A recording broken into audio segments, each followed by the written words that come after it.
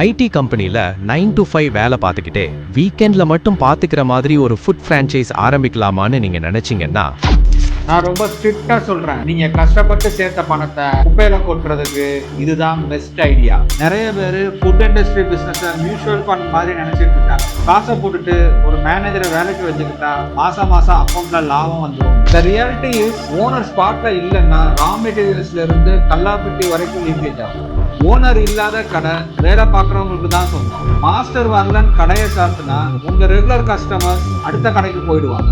அப்போ ஐடியில் இருக்கிறவங்க பிஸ்னஸே பண்ண முடியாதா? கண்டிப்பா பண்ணலாம். ஆனா நீங்க வெறும் இன்வெஸ்டரா மட்டும்தான் இருக்கணும். அந்த கடையை டே டு டே பார்த்துக்க உங்க ஃபேமிலியில இருந்தோ இல்ல நீங்க முழுசா நம்புற ஒரு பர்சனா ஃபுல் டைம் கடையில இருக்கும். அப்படி ஒரு ஆள் உங்ககிட்ட இல்லைன்னா keep your money in the bank. Food industry is not a weekend hobby, it's a 24/7 game.